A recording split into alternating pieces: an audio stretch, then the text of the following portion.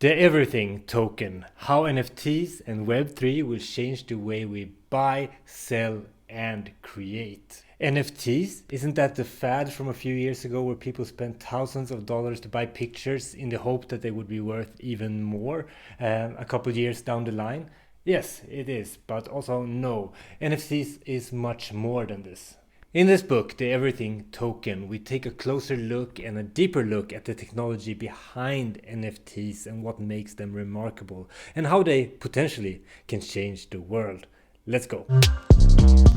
Hi and welcome to the Booklab. I'm Björn and this is the place where we bring you the best book recommendations when it comes to philosophy, psychology, human nature and human potential, and a lot of times technology as well. In this video we're going to take a look at the Everything token, and at the end of it I will also share some other book recommendations that talks about emergent technology that you really need to check out. And usually in these videos I wave the physical copy of the book around, but somehow Amazon managed to mess up my delivery, so I only own a digital audiobook copy of this book, which is quite fitting, because this book is about how our digital world is about to change. This book is written by Stephen Kaczynski and Scott Duke Kominers. One is a professor and researcher, and the other is a Web3 entrepreneur and marketer. Okay, so what does NFT stand for? It stands for non-fungible token. So what is a fungible thing? It's something that can be exchanged for another one of the same, similar to a dollar, a Bitcoin, a grain of sand. Each one is like the other. But if something is non-fungible, for instance, then it's unique. You wouldn't exchange your puppy for another puppy or your child for another child, most likely. For instance, this thing is fungible, while this is non-fungible.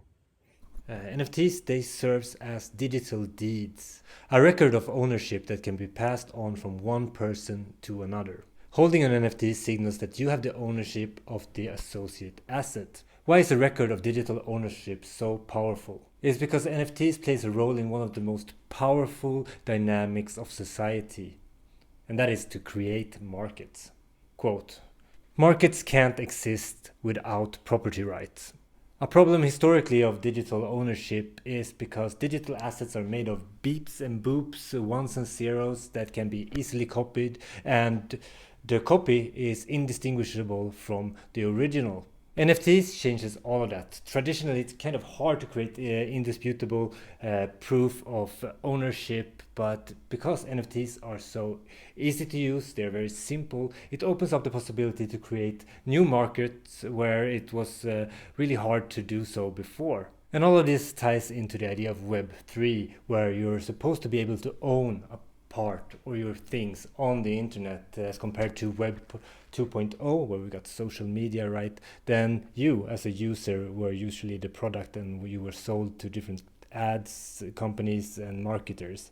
With the introduction of blockchain technology and NFTs, you are able to own your things on the internet, and with NFTs they are also interoperable, which means that by design things you own as NFTs, whether it's like clothes in Roblox or whatever it could be, it's interchangeable between different parts of the internet. If you have stuff on Facebook right now or Instagram, it's not easily to move that data between the different companies, and that's what Web 3.0 tries to change. And it's also a permissionless technology that is open for everyone to build on top of. What you buy as an NFT today can change it to something very different in the future. And for an example of that, you should check out the Bored Apes Yacht Club, which is, I still find it kind of crazy, but it's also a good example for what NFTs can be and how it can evolve and how you can build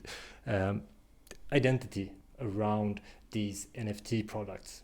So that's just a short introduction to this book, and I read this book to find out more about Web3, NFTs. I'm also on the side looking into blockchain technology, Bitcoin in particular, just reading up on that, also checking out Nostr, which is a decentralized social media service. So I've been going down the rabbit hole on Web3.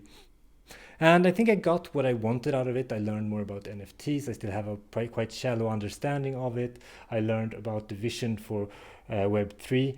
So that's all well and good. But what really got to me with this book, and the reason why I'm not really recommending it, is because it kind of fails in its vision for the future. The book has a lot of examples of like, oh, envision you can do this and that, but all the examples are quite boring. You really need to be a sports fan in order to get excited about the examples in this book. I'm paraphrasing here, but one example was something like this, that imagine if you had your favorite football team and you had their NFT and you were subscribing to the local Atlanta newsletter. When you went to Tampa to see your favorite team play against them, you can connect your digital wallet to their local newspaper and get their articles about your team for free. Yeah, stuff like that.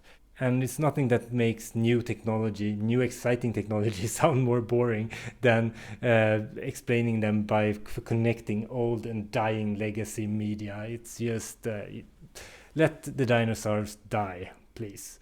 So that's the downside of it. The examples, the vision, it was just not there.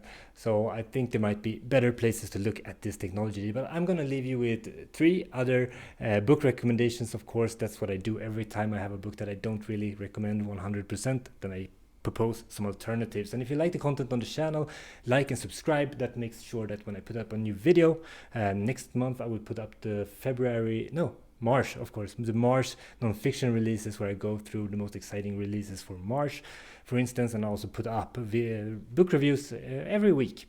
Before we get into the 3 book recommendations, I want to ask you about your thoughts on blockchain technology, Bitcoin, NFTs. What's your prediction? Share that in the comments below, and we can go back in 2-3 years or so and see how wrong or right we are. That would be really fun to hear.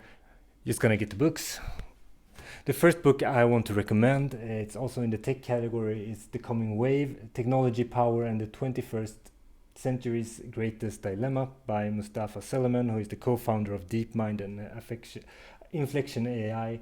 This book was mind-blowing if you're interested in AI development and synthetic biology, which is a field that is pretty crazy. I think this is the top book right now to read about AI and those kind of emerging technologies. I want to recommend a more niche book as well. It's an old one, The Netocrats by Alexander Bard and Jan Söderqvist. It's part of the Futurica trilogy. These guys are internet philosophers and they have been just analyzing the impact of the information age and internet for decades, like 25 years now or so. And it's so fun to read this book, The Netocrats, where they talk about the societal shift that will happen with the introduction of the internet. And this, mind you, is from the advent of the internet. And the predictions in this book are so spot on. It's just so much fun to read this one. It's quite hard, it's highly philosophical, but it's something you might want to explore. I really got a lot of value out of reading this book, and just helped me think about technology and where we're heading. The last one I want to recommend is The Rational Optimist by Matt Ridley. This one is not about technology per se, but it ties into what we talked about when we talked about NFTs. It's about markets and trade and how they open up possibilities for the future. A very positive view on how humankind can progress. I do recommend it. And that's it for this week. I hope you enjoyed the video. I'll be back next week with more book reviews and everything. So happy reading and see you next week. Björn out.